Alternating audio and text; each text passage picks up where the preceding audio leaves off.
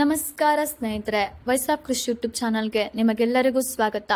ಸ್ನೇಹಿತರೆ, ಈಗಾಗಲೇ ಬೆಲೆ ಏರಿಕೆಯಿಂದ ತತ್ತರಿಸುತ್ತಿರುವಂತಹ ರಾಜ್ಯದ ಜನತೆಗೆ ಇದೀಗ ಮತ್ತೊಂದು ಹೊರೆ ಬೀಳುವ ಸಾಧ್ಯತೆ ಇದೆ. ಹೌದು, ವಿದ್ಯುತ್ ದರ ಏರಿಕೆಯಾಗುವ ಸಾಧ್ಯತೆ ಇದ್ದು, ಇದರ ಬಗ್ಗೆ ಇನ್ನಷ್ಟು ಮಾಹಿತಿ ಇಲ್ಲಿದೆ. ಕರ್ನಾಟಕದ ಪ್ರಮುಖ ವಿದ್ಯುತ್ ವಿತರಣಾ ಕಂಪನಿಯಾದ ಬೆಸ್ಕಾಂ ರಾಜ್ಯದಲ್ಲಿ ವಿದ್ಯುತ್ ದರವನ್ನು ಹೆಚ್ಚಿಸಲು ಕರ್ನಾಟಕ ವಿದ್ಯುತ್ ಶಕ್ತಿ ನಿಯಂತ್ರಣ ಆಯೋಗಕ್ಕೆ ಪ್ರಸ್ತಾವನೆ ಸಲ್ಲಿಸಿದೆ. ಇದರಿಂದ ಕರ್ನಾಟಕದ ಜನತೆಗೆ ಮತ್ತೊಂದು ಹೊರೆ ಬೀಳುವ ಸಾಧ್ಯತೆ ಇದೆ. ಈ ಪ್ರಸ್ತಾವನೆಯ ಅನ್ವಯ ಪ್ರತಿ ಯೂನಿಟ್ಗೆ ₹1 ವಿದ್ಯುತ್ ದರವನ್ನು ಹೆಚ್ಚಿಸಲು ಬೆಸ್ಕಾಂ ಮನವಿ ಮಾಡಿದೆ. ಇತ್ತೀಚೆಗಷ್ಟೇ ವಾಣಿಜ್ಯ ಮತ್ತು ಕೈಗಾರಿಕಾ ವಲಯಗಳಿಗೆ ವಿದ್ಯುತ್ ದರ ಏರಿಕೆ ಮಾಡಿ ಆಘಾತ ನೀಡಿದ್ದ ಬೆಸ್ಕಾಂ ಈಗ ಸಾಮಾನ್ಯ ಜನರಿಗೂ ಈ ಹೊರೆಯನ್ನು ವರ್ಗಾಯಿಸಲು ಮುಂದಾಗಿದೆ.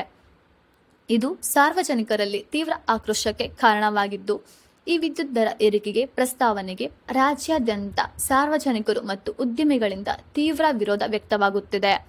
ಕರ್ನಾಟಕ ವಾಣಿಜ್ಯ ಮತ್ತು ಕೈಗಾರಿಕಾ ಮಹಾಸಂಸ್ಥೆ ಕೂಡ ಬೆಸ್ಕಾಂನ ಈ ನಡೆಯ ಬಗ್ಗೆ ಅಸಮಾಧಾನ ವ್ಯಕ್ತಪಡಿಸಿದೆ.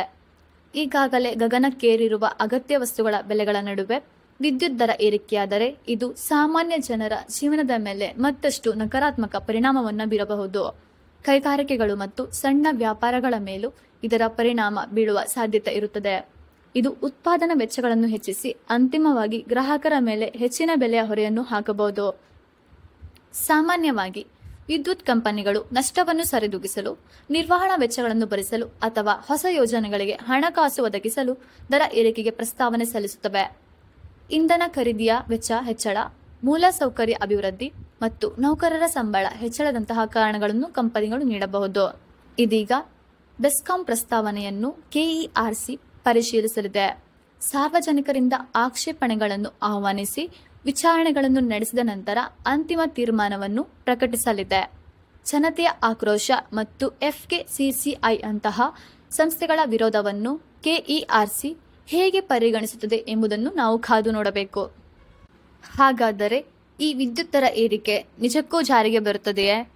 ಬಂದರೆ ಅದರ ಪರಿಣಾಮಗಳೇನು? ಈ ಬಗ್ಗೆ ನಿಮ್ಮ ಅನಿಸಿಕೆಗಳನ್ನು ಕಮೆಂಟ್ಗಳಲ್ಲಿ ತಿಳಿಸಿ. ಈ ವಿಡಿಯೋ ನಿಮಗೆ ಇಷ್ಟವಾಯ್ತಾ?